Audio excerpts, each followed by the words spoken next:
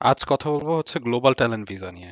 আপনি যদি ইউকে আসতে চান, ইউকে আসার পর সব থেকে দ্রুততম সময়ে ইন্ডিপেন্ডেন্ট লিভ টু রিমেইন আইলার পাওয়া যায় গ্লোবাল ট্যালেন্ট ভিসা দিয়ে। ভিসাটা সবার জন্যই খুবই আরাধ্য যারা ইউকে আসতে চায়, বিকজ সবাই চায় হচ্ছে গিয়ে যত তাড়াতাড়ি ভিসা পিরিয়ড শেষ করে আইলার পেয়ে ফেলা যায়। আইলার হচ্ছে গিয়ে ইউকেতে পিআর বা আমেরিকার গ্রিন কার্ড মতন আর কি।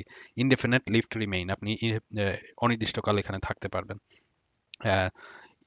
ইউকেতে আইলার পাওয়াটা একটা সুবিধা, একটু সুবিধাজনক, কারণ হচ্ছে কি এখানকার আইলার পেয়ে গেলে আপনি এলিজিবল হবেন সব বেনিফিটের এবং আহ, অন্যান্য মেডিকেল সুযোগ সুবিধার ফ্রি। আপনি জানেন যে আহ, আহ, যে যে ইউকের আইলার হচ্ছে গিয়ে ইউকের বেনিফিট সিস্টেম বা সোশ্যাল সিকিউরিটি সিস্টেম বোধহয় আমার দেখা অন্তত বিশ্বের সব থেকে সুবিধাজনক। সিটিজেনদের প্রতি যে দায়িত্ববোধ, সেটা compare to other develop countries ইউকেতে সব থেকে বেশি। মেডিকেল ফ্রি, ইন্স্যুরেন্স লাগে না, everything included, several benefit schemes, অনেকে চাকরি না পেলে আম, যেসব সরকারি সহযোগিতা, যেটা ইউএসএ বা অস্ট্রেলিয়াতে অনেক কম, ইভেন ইউরোপেও হয়তো একটা সময় পরে বন্ধ করে দেয়, ইউকেতে এটা অনেকটাই জেনারাস। আমি এতটা জেনারাস সোশ্যাল সিকিউরিটি সিস্টেম আর কোথাও দেখি নাই। কাজেই সবাই চাবে যে যত তাড়াতাড়ি এই আইএলআর সিস্টেমে ঢুকে যাওয়া যায়।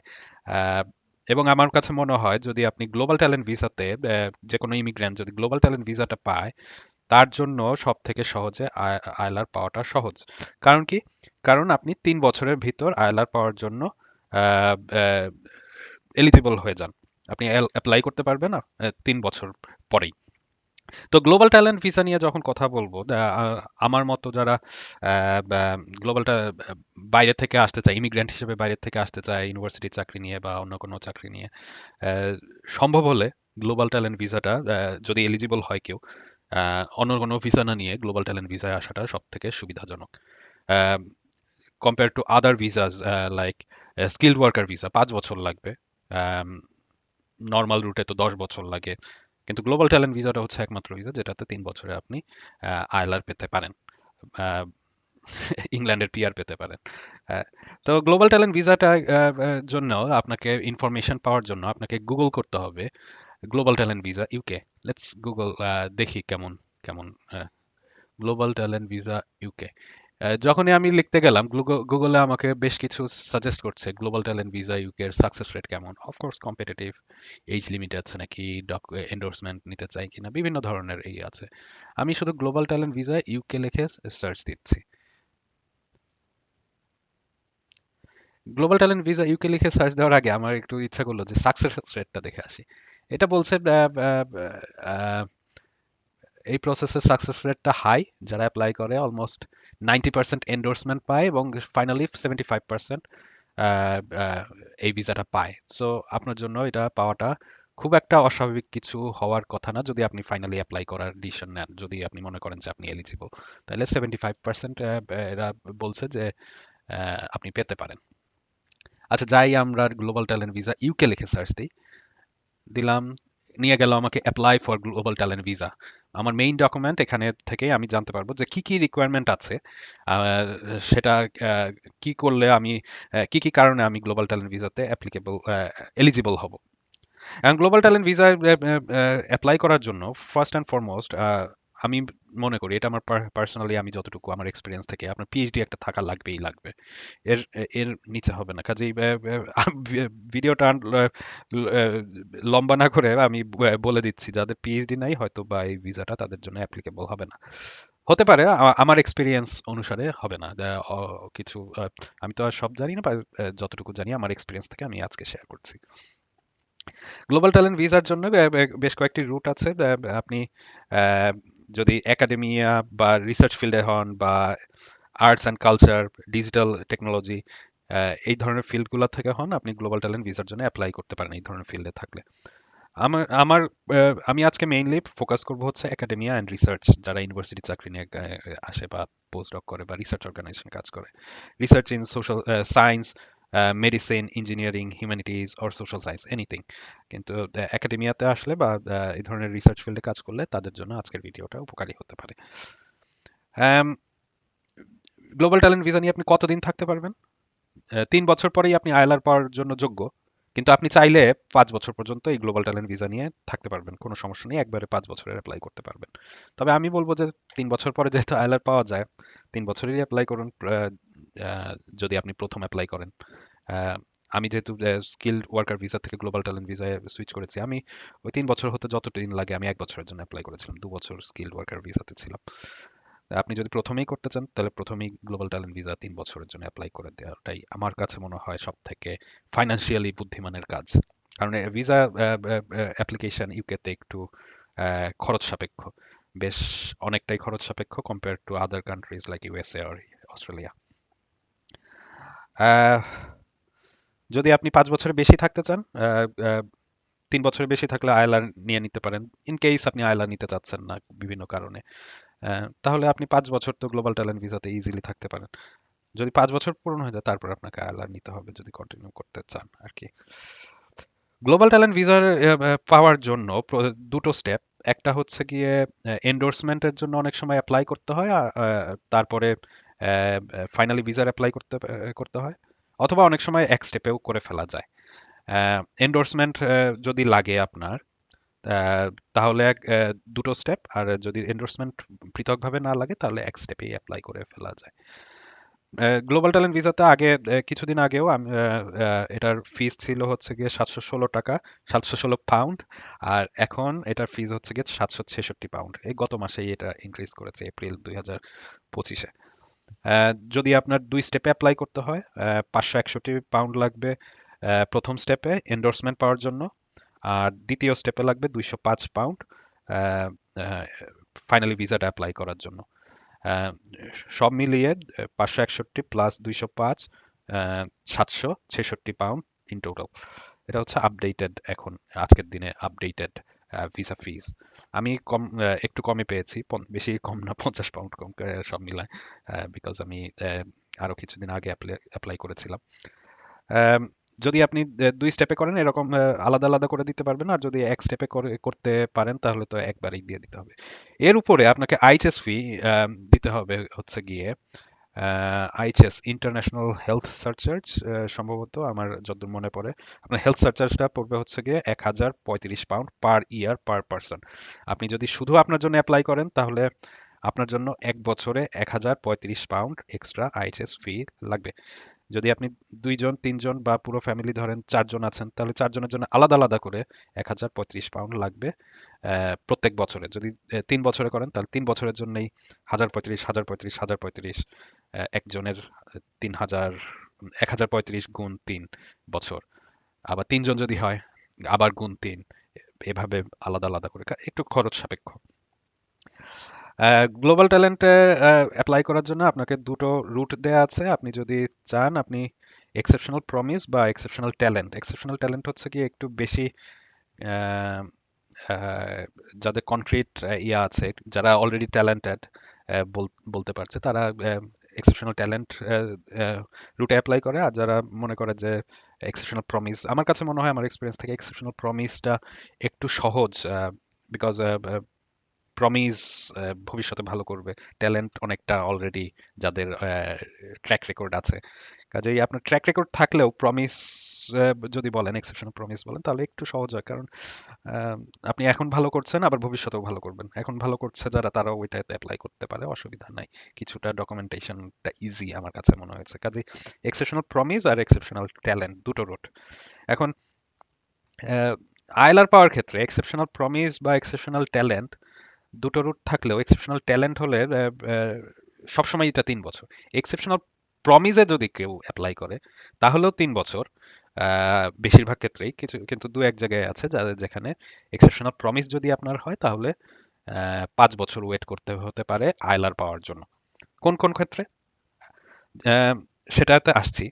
আহ, যদি আপনি এন্ডোর্সমেন্ট করতে চান, এন্ডোর্সমেন্টের জন্য আপনার বিভিন্ন বডির কাছ থেকে আপনি এন্ডোর্সমেন্ট করতে পারেন, research body. Say for example আপনি ব্রিটিশ একাডেমি থেকে এন্ডোর্সমেন্ট নিতে পারেন, আপনি রয়্যাল একাডেমি অফ ইঞ্জিনিয়ারিং, যারা ইঞ্জিনিয়ারিং কাজ করে তারা একাডেমি অফ ইঞ্জিনিয়ারিং থেকে নিতে পারে, রয়্যাল সোসাইটি বা ইউকে রিসার্চ অ্যান্ড ইনোভেশন, যারা ইউকেআরআই, ইউকে রিসার্চ অ্যান্ড ইনোভেশনের প্রজেক্ট পেয়েছেন, তারা এখান থেকে নিতে পারে। আমার স্পেসিফিক ক্ষেত্রে আমি ব্রিটিশ একাডেমি থেকে নিয়েছি, কারণ হচ্ছে গিয়ে ব্রিটিশ একাডেমি আমার social science and humanity, social science ফিল্ডে এরা এন্ডোর্স করে। আমি যেহেতু সোশ্যাল সায়েন্সে রিসার্চ করি, আমি ব্রিটিশ একাডেমিতে অ্যাপ্লাই করেছি এন্ডোর্সমেন্টের জন্য 561 দিয়ে। আহ, আমি যা যা ডকুমেন্ট চেয়েছে আমি ডকুমেন্ট সহ আমার পিএইচডি সার্টিফিকেট অ্যান্ড আদার্স দিয়ে আমি ব্রিটিশ একাডেমিতে থ্রুতে এন্ডোর্সমেন্টের জন্য অ্যাপ্লাই করেছি স্টেপ ওয়ানে। এখন গ্লোবাল ট্যালেন্ট ভিসা, এটা সহজ হলেও মানে বোঝাটা একটু কঠিন হয়ে যায়, একটু কনফিউজিং হয়ে যায়, বিকজ অনেক ধরনের ওয়ে আউট আছে এখানে। মানুষের জন্য একটার সাথে আর একটা অনেক সময় কনফিউজ করে ফেলে। সো মেইনলি আমরা যদি চিন্তা করি তাহলে 4টা রুট আছে। আহ, প্রথমে বলেছিলাম আহ, 3টা ফিল্ড আছে, সেটা হচ্ছে academia, research, arts and culture আর ডিজিটাল টেকনোলজি। একাডেমিয়া রিসার্চ নিয়ে কথা বলছি মেইনলি আজকে। আমি একাডেমিয়ান রিসার্চে আছি, ব্রিটিশ একাডেমির এন্ডোর্সমেন্ট নিয়ে আমি গ্লোবাল ট্যালেন্ট অ্যাপ্লাই করেছি। কিন্তু এখানে এটা হচ্ছে একটা রুট। সব থেকে সহজ রুট হচ্ছে 4টা রুটের ভেতর, এখানে 4টা রুট আছে, 4টা রুটের ভেতর সব থেকে সহজ রুটটা হচ্ছে গিয়ে আপনি যেই অর্গানাইজেশনে চাকরি করতে আসবেন, যে ইউনিভার্সিটি ধরে নিচ্ছি আপনি একটা ইউনিভার্সিটিতে আসবেন বা রিসার্চ বডিতে আসবেন, তাদের কাছ থেকে একটা লেটার প্যাডে এইচআর ডাইরেক্টরের কাছ থেকে একটা স্টেটমেন্ট নিয়ে নেওয়া, একটা চিঠি নিয়ে নেওয়া। অনেক সময় অনেক ইউনিভার্সিটি, নতুন ইউনিভার্সিটিগুলো অনেক সময় দিতে চায় না, বা এইচআর একটু নেই হইলে ভয় পায়। আম, এখানে তেমন রকেট সায়েন্স কিছুই নেই।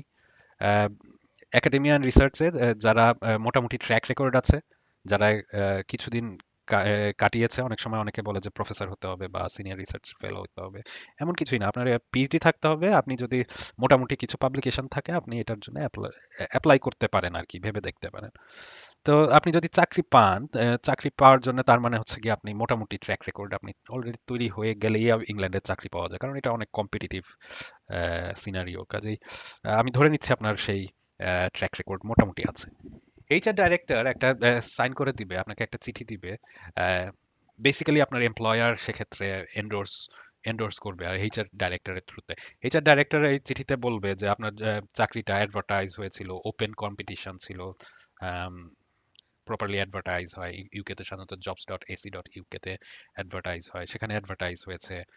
আম, আপনার চাকরিটার অফার অ্যাকসেপ্ট করেছেন, আপনাকে অফার দিয়েছে এবং আপনি অ্যাকসেপ্ট করেছেন। আপনার আহ, আহ, চাকরির ক্ষেত্রে দুটো রেফারেন্স চাওয়া হচ্ছিল, আপনি রেফারেন্স দুটো প্রোভাইড করতে পেরেছেন। আপনার চাকরিতে সাধারণত দুটো রেফারেন্স চাওয়া হয়, কাজে এটা এক্সেপশনাল কিছু না, এটা আপনি দিয়েছেন।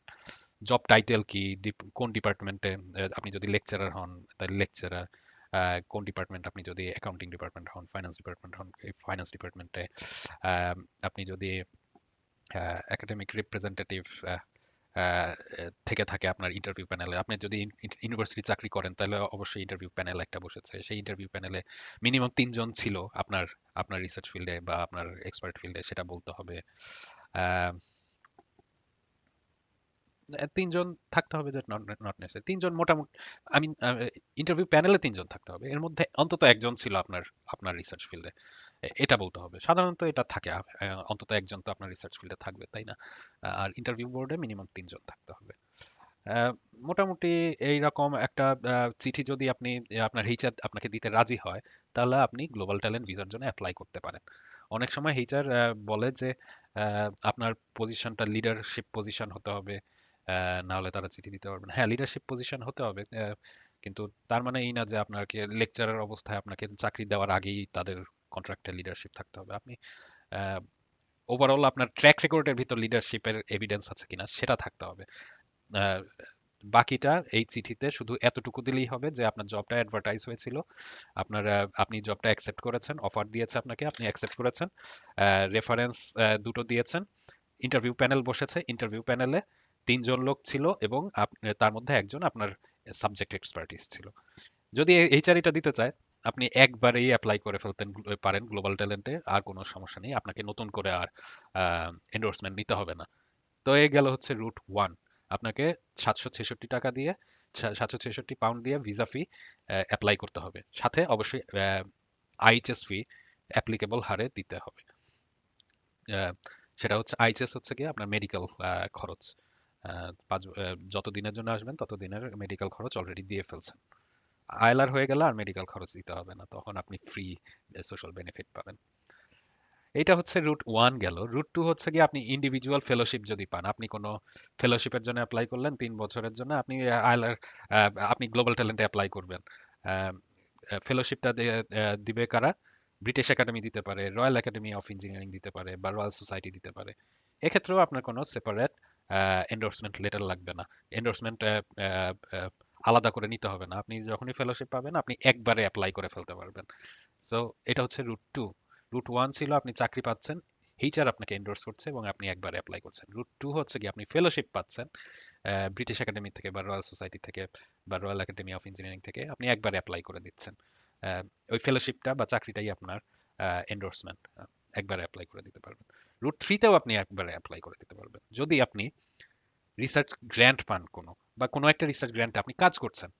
ইংল্যান্ডে কোনো একটা রিসার্চ গ্র্যান্ট কেউ পেয়েছে, আপনি ওখানে আরএ হিসেবে আসছেন। আরএ মানে হচ্ছে রিসার্চ অ্যাসিস্ট্যান্ট বা রিসার্চ অ্যাসোসিয়েট। আপনি আরএ হিসেবে আসছেন, আপনি ইউকেআরআই লিস্টেড যে কোনো অর্গানাইজেশনের যে কোনো ইউনিভার্সিটিতে হয়তো আরএ হিসেবে আসলেন, আপনি গ্লোবাল ট্যালেন্ট ভিসা পেতে পারেন। এক্ষেত্রেও আপনাকে এইচআর ডাইরেক্টরকে একটা চিঠি দিতে হবে যে মিনিমাম 50% অফ দ্য গ্র্যান্ট, ওই গ্র্যান্টে, যে গ্র্যান্টের জন্য আপনি বলছেন যে আপনি এই ইউকেআরআই অ্যাপ্রুভড এই গ্র্যান্টে কাজ করবেন, সেখানে মিনিমাম 50%-এর বেশি শুধুমাত্র এই গ্র্যান্টেই কাজ করতে হবে। আরো কিছু রিকোয়ারমেন্ট আছে। আহ, যাই হোক, মোটা দাগে আপনি যদি রিসার্চ গ্র্যান্টে কাজ করতে আসেন তাহলে আপনি আহ, আহ, একবারে আইএলআর এর জন্য, সরি, একবারে গ্লোবাল ট্যালেন্ট ভিসার জন্য অ্যাপ্লাই করতে পারেন। 766 পাউন্ড দিয়ে একবারে অ্যাপ্লাই করবেন। আহ, আলাদা করে কোনো এন্ডোর্সমেন্টের জন্য অ্যাপ্লাই করতে হবে না।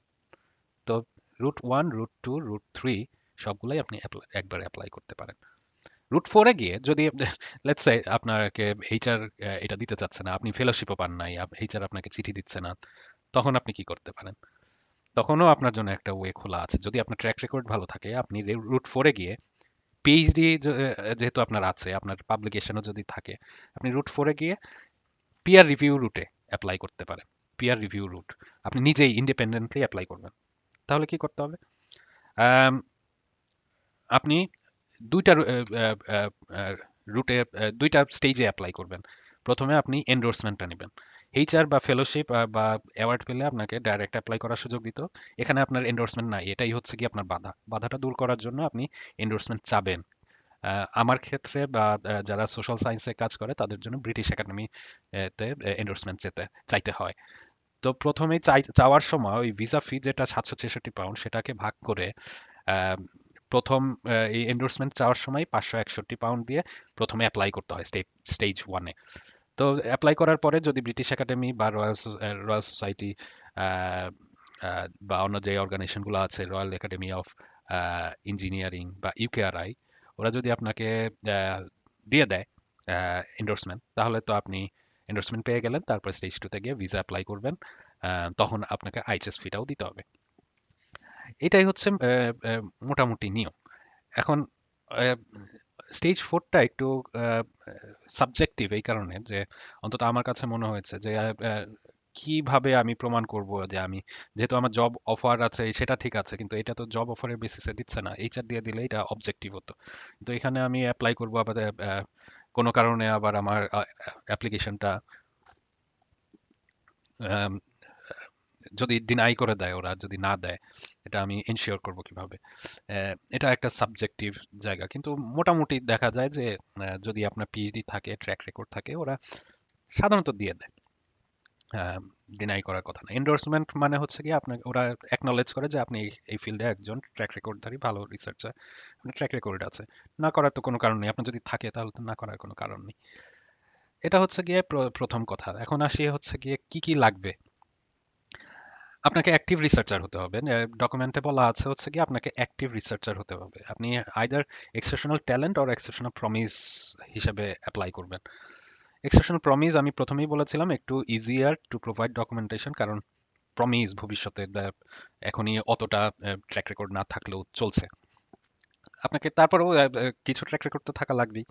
আম, বেশ ভালোভাবেই থাকা লাগবে কম্পিটিটিভ যেহেতু। এক্সেপশনাল প্রমিস হলে সেই তুলনায় ডেফিনিশন অনুসারে অ্যাটলিস্ট কম্পিট করাটা ইজিয়ার। আপনার ট্র্যাক রেকর্ড আছে, তারপর আপনি বলছেন আপনি ভবিষ্যতে আরো দিবেন।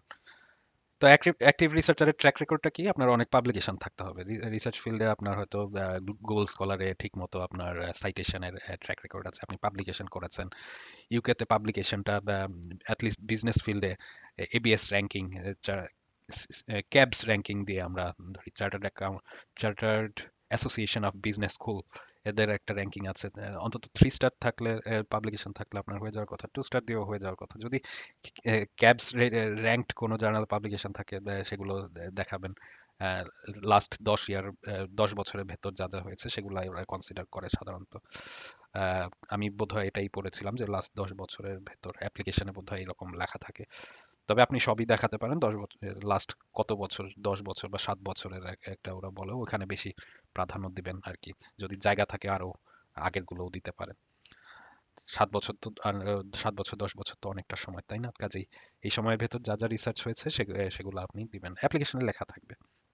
অ্যাপ্লিকেশন নিয়ে প্রয়োজনে আমি আর একটা ভিডিও হয়তো করব আজকে, লম্বা হয়ে যাচ্ছে ভিডিওটা।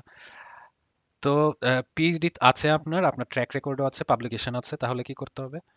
আহ, যদি আপনি এক্সেপশনাল ট্যালেন্ট হতে চান, আহ, আমি সাধারণত এটা ডিসকারেজ করি, কারণ যদি আপনার থাকে ট্যালেন্ট হওয়ার, এক্সেপশনাল ট্যালেন্ট হওয়ার মতো ক্রাইটেরিয়া ফুলফিল করেন তাহলে করেন, এটা আরো বরঞ্চ ভালো। কি কি লাগবে আপনার এক্সেপশনাল ট্যালেন্ট হতে? আপনাকে ন্যাশনাল একাডেমি বা foreign member of an academy of any other country, এটাও হতে হবে। ন্যাশনাল একাডেমির বা অন্য কোনো একাডেমি অফ এনি আদার কান্ট্রির মেম্বার হইতে হবে, যেটা ওরা অ্যাকনলেজ করে। এখন আসলে কোন ধরনের একাডেমিকে ওরা অ্যাকনলেজ করে আমিও ঠিক শিওর না। অথবা আপনাকে কোনো একটা অ্যাওয়ার্ড জিততে হবে, কোনো একটা ইন্টারন্যাশনালি অ্যাক্লেমড প্রাইজ পেয়েছেন, তাহলে আপনি এক্সেপশনাল ট্যালেন্ট হিসেবে বলতে পারবেন। এবং আপনাকে একটা রিকমেন্ডেশন লেটার অন্য কোনো সিনিয়র রেকগনাইজড এমিনেন্ট পার্সনের কাছ থেকে একটা রেকমেন্ডেশন লেটার নিতে হবে।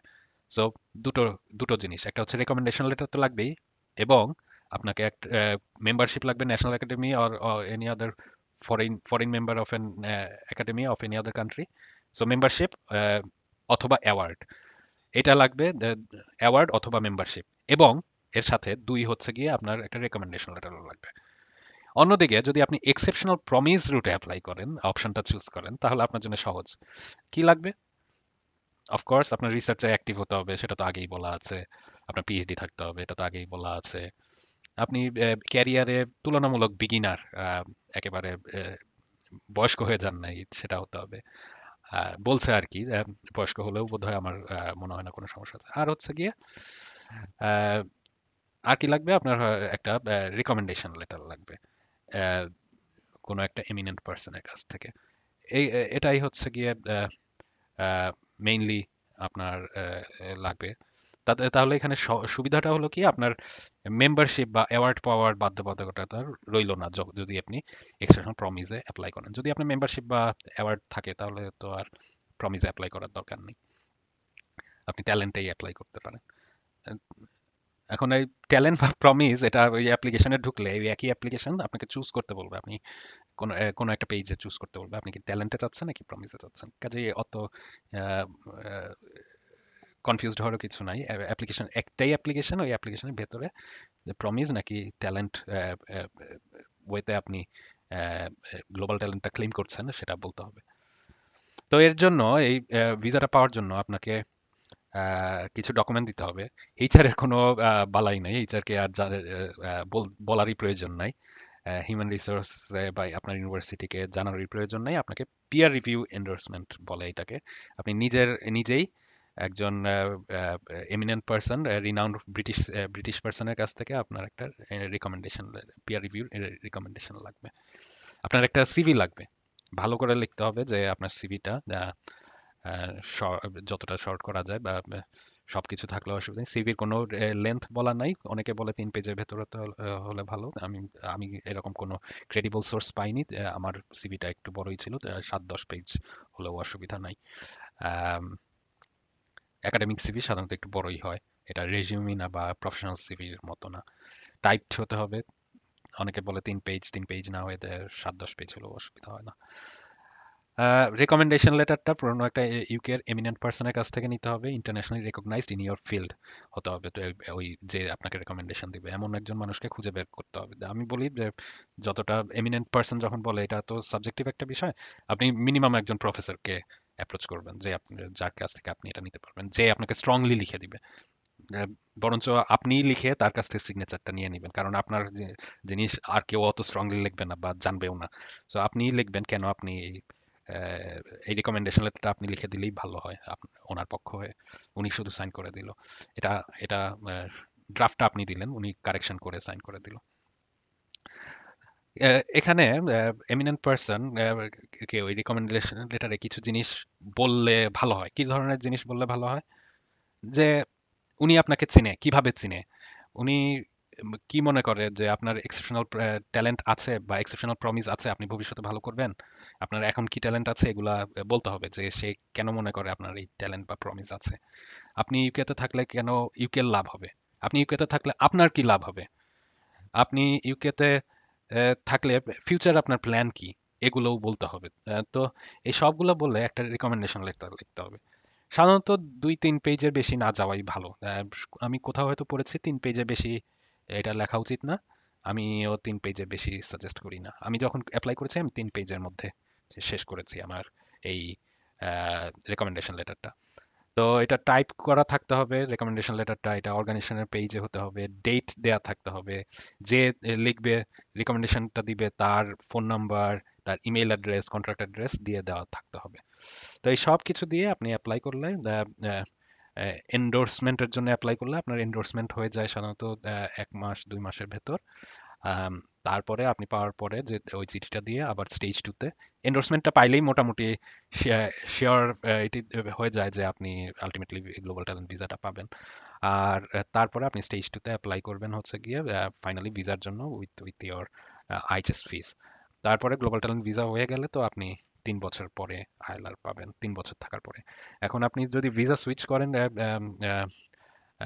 স্কিল্ড ওয়ার্কার ভিসা থেকে global talent visa, in total আপনাকে 3 বছর থাকতে হবে। সুইচ করলে আপনাকে নতুন করে ফ্রেশ আবার কাউন্ট করা শুরু করবে না, which is a good good thing.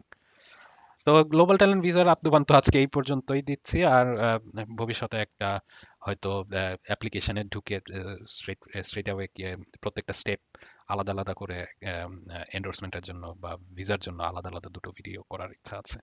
আপাতত এখানেই রাখছি। শুভকামনা আপনাদের গ্লোবাল ট্যালেন্ট ভিসার জন্য। ধন্যবাদ।